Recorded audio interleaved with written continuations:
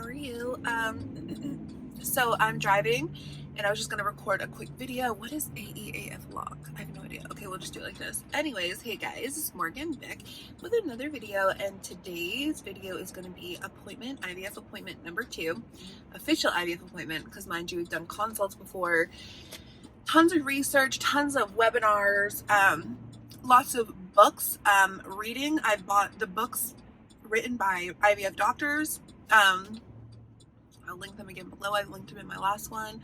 But we had our second appointment today. I posted about it on Instagram, and our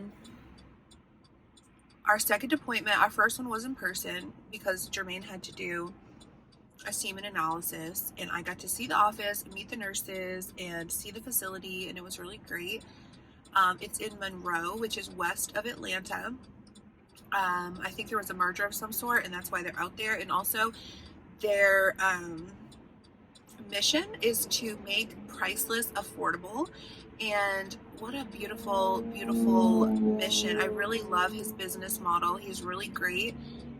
As I'm researching all this IVF and going through his website, I mean, he has a great website, and he has really great people on his team. I can tell that he has a lot of like really supportive people, like his social media people. Everything is very streamlined, and it seems like everybody's really in touch with the mission, and the mission's just really great. Like, they're making the cost of IVF essentially the same cost as IVF abroad.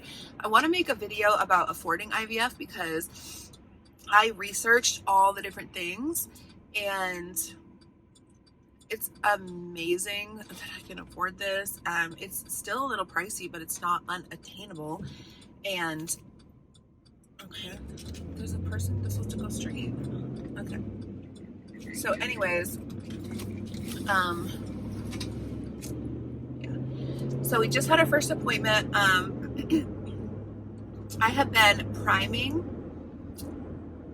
Basically, right now, we consider ourselves pre-pregnant.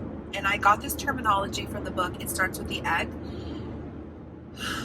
which is where, you know, you change your diet, your lifestyle, as if you're pregnant. You treat your eggs like your children, and you treat your body like it's pregnant. I quit smoking many times. Had picked up smoking during COVID, spring of last year. And then I ended up having to quit again, which it gets harder and harder to quit every time you pick up. So note to self, never pick up. So I've been quit for not quite a year, but I've been quit for a long time, re-quit.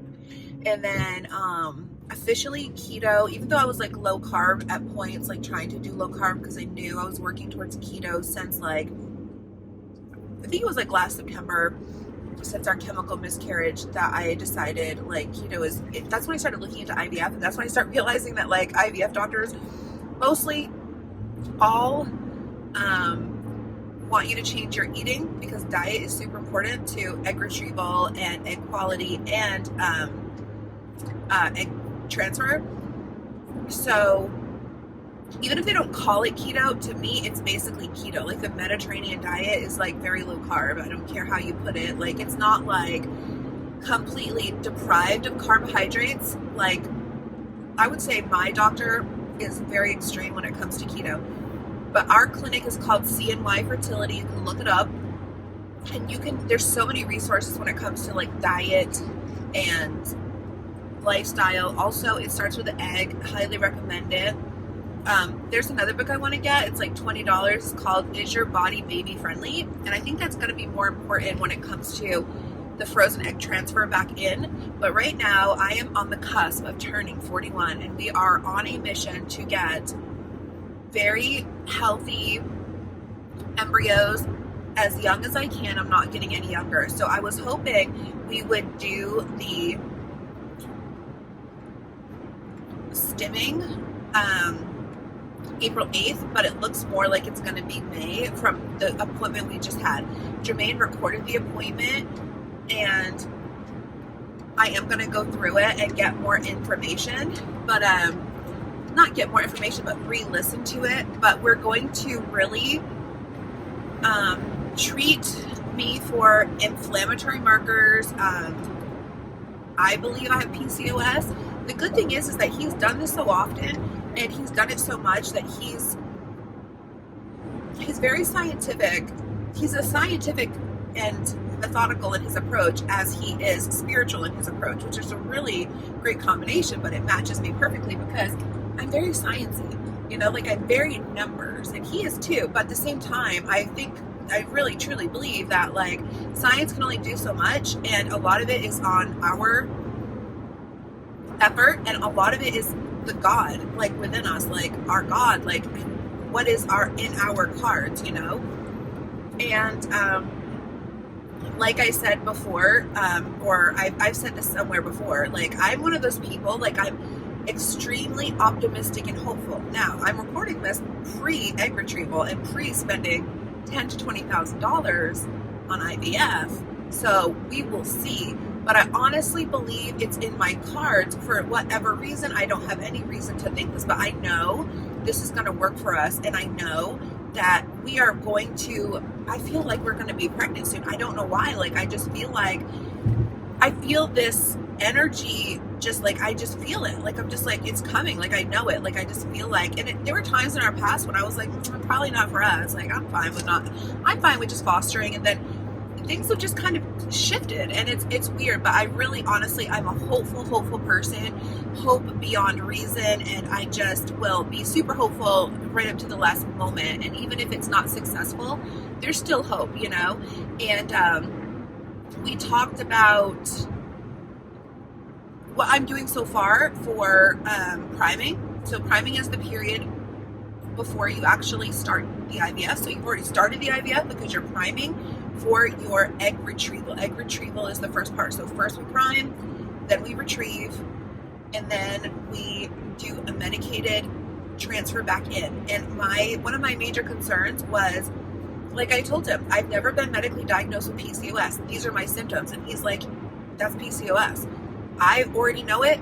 He already is, and the thing is, I said to him, I believe PCOS, from my own research, I believe that it's an autoimmune response. And he said, it is. It's inflammation. And we are going to go in this hard and heavy treating the inflammation. And, if I get pregnant naturally, because I'll have 2 more. I thought that, so today's cycle day 13. Tomorrow we're going to be ovulating. So there's going to be a lot of baby dancing. And he told Jimmy, like, have sex every day. Jimmy's a little older. He works a lot, but we will do our best, Sometimes it's every other day or every 3 days, but whatever. I know this is TMI, but whatever. This is an open book, right? We're family. You guys are fam at this point. You guys have seen my inside of my organs, okay? So there's no secrets here. But it looks like we are not going to start meds on April 8th. It looks like it's going to be in May.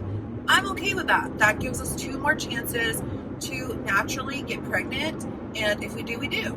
And we're just going to see what happens. And we're going to have some prescriptions to start to add to our supplements. He likes supplements and he supports them, but they're not necessary, he said. Supplements can help, but also there's not a ton of research. So it's kind of like, but we're going to do all the things. Diet is super important. Clearly, diet is more important than supplements. Don't bother taking the supplements if you're not going to follow a healthy way of eating to cut out your inflammation, don't. So we're going to add in the Omnitrope. There's going to be some DHEA. There's going to be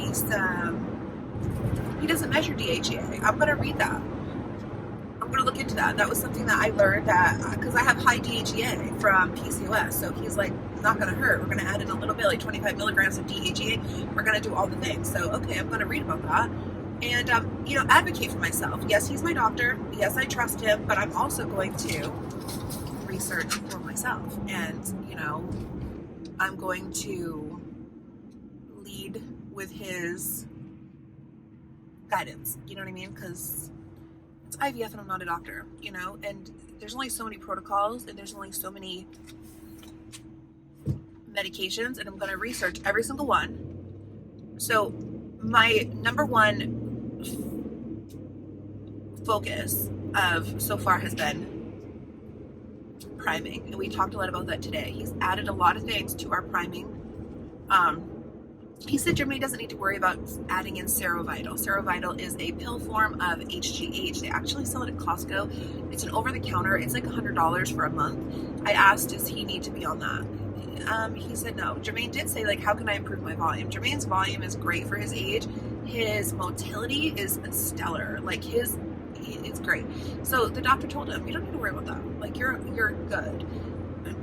They're going to wash his sperm. They're going to go through it. They're going to pick out the good ones, and they're going to use the best sperm to, and we're getting Cny, which is where they actually inject the sperm with a very tiny needle into my egg and assist hatching. So we're doing all the science, which I love science, right? I love the idea of that. So the best sperm with the best egg, I'm just super excited. Like, pick the good one, pick the cute sperm, you know what I mean? Pick the athletic, pick the, you know. So I'm glad we get to have a little bit of, I'm glad we get to have some, you know, we can pick boy, girl, we can pick whatever, you know. And like I told him, I said, we only really realistically want 1 or 2 kids. We'd like boys, and we do want boys. I don't know if I talked about this, but you know, I prefer boys. Jermaine would like a boy.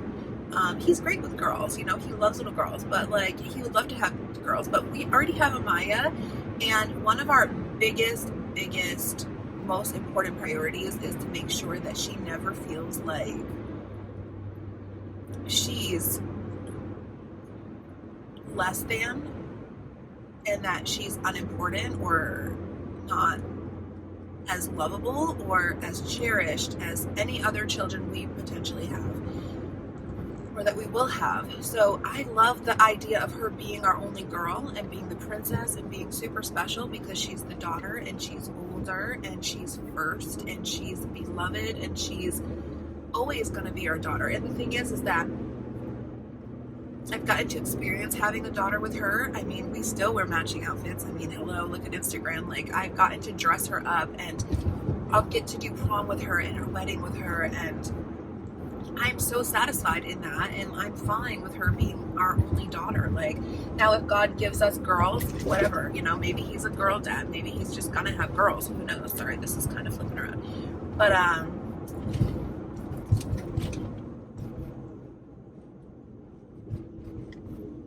only God can tell. Like, you can pick the gender, but if we only have 1 or 2 embryos and they're girls, like, obviously we're gonna have girls. Like, that's just all there is to it. So I don't really know how many embryos we'll get at my age. I mean, you know, and he also suggested duostim, which I'm really interested in doing, a duostim or tri-stim, where you do it 3 times in a row just to get all your eggs out, and then you can get pregnant at 42, 43, wherever you want. You have time. So I mean, there was a woman who was 57 who just gave birth, and there was a woman at like 53 who just gave birth at this clinic that I was reading about, and like, it's pretty cool. I mean, as long as they can live to 100 and raise their child, then it's a beautiful thing. So it looks like we're going to do a low and slow protocol and see how it goes and see how I react to it. I trust his judgment. We are going to really hone in on the inflammation markers and make sure that we can try to, I mean, they're going to put me on a slow dose steroid, naltrexone, prednisone, a lot of different stuff for this retrieval, and it's just something I'm going to have to deal with. And Omnitrope is an injection, and it's just something that I'm going to have to do. I'm not looking forward to it. Oh, you know what? I didn't ask, but I will ask, and I will look up. I want to know if you had weight loss surgery. I know that a lot of these injections, you know, they go into your stomach. And there's also like an automatic injector that I want to look into buying. Some people say it's worth it. Some people say it's not, but I don't know how good I'm going to be at injecting myself. But I wonder if having excess skin from weight loss surgery is going to make it harder for my organs to absorb and where exactly I'm going to inject it. If it's going to be in my fat. That's something I need to ask a nurse. So I might have to take a trip to Monroe just to talk to them about that and like where it goes and have a nurse walk me through it. We'll see. So now we need to start researching injectables and how we're going to inject this. I need to get another CBD oil from Wyatt. In Maine, he really supports CBD for inflammation. Yeah. So I'm going to end this here. I probably will add more later, but I just wanted to record, and I'm super hopeful. I'm so excited. We're going to be I don't know how the May thing is going to work out. I need to look into that because we're closing on our house in May. So how are we going to do this? I might have to go straight from Texas straight to New York. So we'll figure it out. Okay, guys, thanks for watching. We're going to figure this out. We're going to do it. We're going to handle it. And I'm going to call my mom right now. So I'm really excited. So have a great day. Okay, guys? Bye-bye.